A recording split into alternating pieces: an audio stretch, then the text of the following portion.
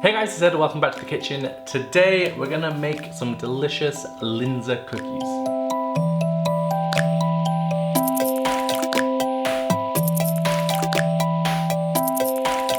So yes, today's cookie is a delicious Linzer cookie. It's inspired by the classic Austrian dessert Linzer torte, which is normally a nut-rich dough, normally made with hazelnuts, walnuts or almonds, and traditionally it's filled with red currant jam. But today we're gonna make a cookie version that's become very popular, and we're gonna fill it with a raspberry jam, which is kind of the classic filling for the cookie version of it. It's very easy to make, it needs very few ingredients, and you can make this any season. I associate it with Christmas, but as it's almost Valentine's Day, we're gonna put a very small Valentine's twist on the recipe as well. So all we need for the ingredients is some plain flour, some ground hazelnuts, or you can use pecans or walnuts or almonds. Any nice nut with a lot of flavor is really good in this. Then we're gonna need a little bit of salt, some unsalted butter, an egg and an egg yolk, some sugar of course, and then some jam. I like to use an unseeded jam, a seedless jam for this, but you can use your preference. I just think it looks nicer with a seedless jam.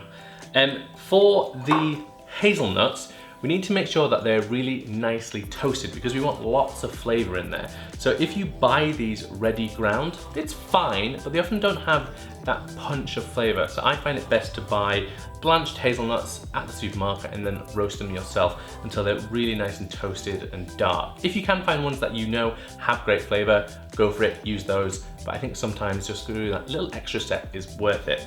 And then the only other thing you really need to do ahead of time is make sure your butter is at room temperature so that we can make the dough nice and easily. Now I'm gonna use a stand mixer today, I'm gonna use my KitchenAid, but you can obviously use an electric hand mixer. You can also do this by hand with a wooden spoon. Take a little bit longer, but you can totally do it. So to make the cookie is actually really easy. It's almost like making a classic shortbread dough. So all we're gonna do is we're gonna first cream the butter and sugar together. Now we don't want to make this as light as say a cake because we're not wanting tons and tons of air in there because that might make the cookie spread too much. But we just want to get a little bit of lightness in there so they're not dense cookies, but they have some nice kind of light notes to them as well. So we're gonna add the butter to the mixer along with our caster sugar. And then all we're gonna do is cream that together for about 2 to 3 minutes. Now that's obviously if the butter's at room temperature, so make sure that you've prepared that ahead.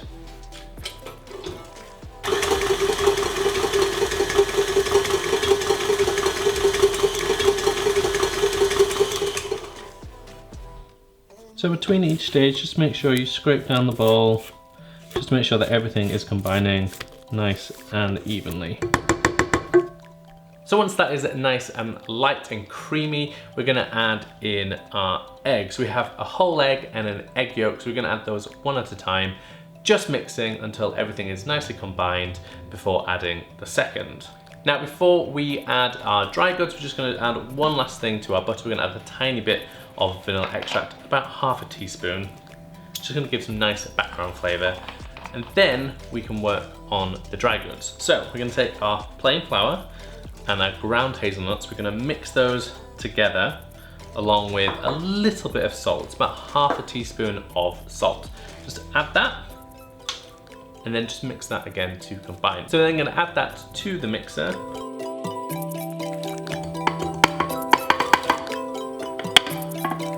And we're just going to turn that onto a nice low speed so the flour doesn't go everywhere. It's quite a lot of dry goods, so you might want to just pulse at the start, just to get it going. And then once everything's combined, we can let that mixture go.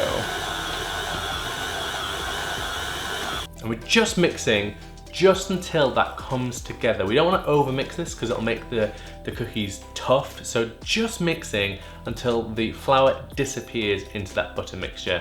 And it can still look a little crumbly, that's absolutely fine because we're gonna finish it off by hand.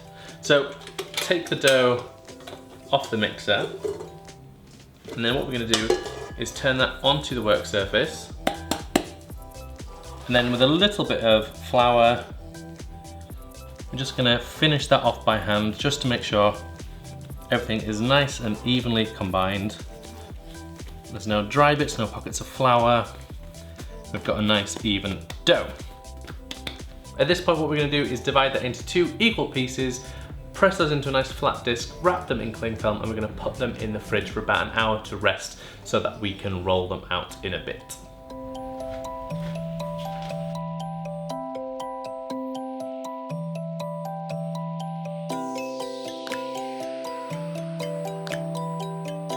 So once our dough is nice and chilled, it'll be quite firm, so we need to leave it out just to come to room temperature for about 10 minutes or so, just until it's a little bit more pliable and easy to roll. Now, talking of rolling, I know a lot of people struggle getting even doughs, so I just want to show you a little gadget you might want to use. So they come little different sizes of kind of elastic bands, very thick elastic bands, and they come in different thicknesses, and you can put them over your rolling pin, and it gives you a guide so that when you roll, you won't be able to go lower, but you'll get a nice even roll the whole way through. Now you can get rolling pins where you just screw them on. They're a little bit more expensive. The rubber bands are really cheap. If you don't want to get these, or you have a slightly unusually shaped rolling pin, because these fit standard rolling pins, you can also just get doweling. Just get 2 pieces of doweling that are the right thickness for whatever you're rolling out, and then just roll that over it, and it'll be much, much easier. Work surface floured. We've got our rolling pin ready. The only other thing we need is our cookie cutter. So we're going to use a plain round cookie cutter today, and then for the cutout in the middle we're going to use a little heart. I thought it'd be a nice cute addition for Valentine's Day. Obviously you don't have to use the heart, you can use any little cookie cutter to make the hole in the middle. You can use a similar circle, different shape entirely, whatever you fancy. I just thought the heart would be cute. So what we want to do is unwrap our dough, place it onto our lightly floured work surface, and then we're going to take a little bit extra flour and sprinkle that on top. This can be quite a soft dough because it's very rich in butter, so a little bit of flour will help. Now, if you find doughs difficult, you can also do this between 2 pieces of parchment paper, which will just make it a little easier to handle. So all I'm going to do is roll and then turn, roll and turn. And this is another way of ensuring that A, you get a nice dough that doesn't crack as easily, but also it ends up being more even if you're not just going backwards and forwards and moving it around like that. Also, the constant moving means the dough is much less likely to stick to the surface. If you do feel it stick, you can just lift it up and throw a little bit of flour underneath. So once the dough is at the right thickness, you'll be able to roll the rolling pin over and it won't go any thinner. So all we're going to do now is cut out our cookies. You want to cut out as many as you can and try and make sure you get as close as possible to each cookie that you cut out, and that's only because the closer you can get, the less scraps we'll have, which means the less re-rolling we will have to do, because with any type of shortbread style or this type of cookie, the more you re-roll the dough, the more you re-knead it, the tougher the cookies will become, and then it being chewy rather than having a really nice texture.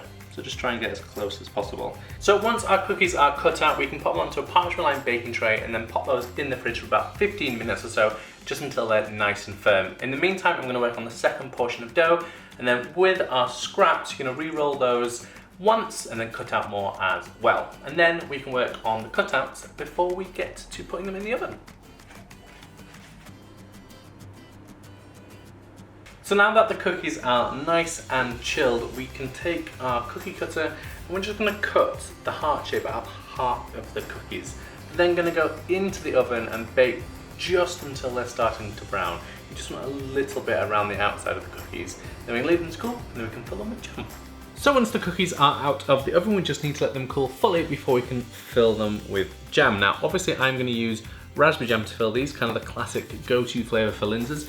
But you could use any jam that you fancy. I have made another version of these before where I used a raspberry, rhubarb and rose jam, and that was utterly delicious. If you want to just use the raspberry jam and you want to do something a little different to it, you could just add a little bit of rose extract just to give it a slightly more interesting, slightly more different flavour. Just make sure you don't use rose water because it will thin the jam out too much and the biscuits will become soggier quicker. So rose extract is what you want to use. So what we're going to do is we're going to take the solid cookies, the ones without the cutout, we're going to add about a teaspoonful of jam to each one, and then we're going to top them with the heart cutouts. And then we're just going to dust them with a little bit of icing sugar to finish them off.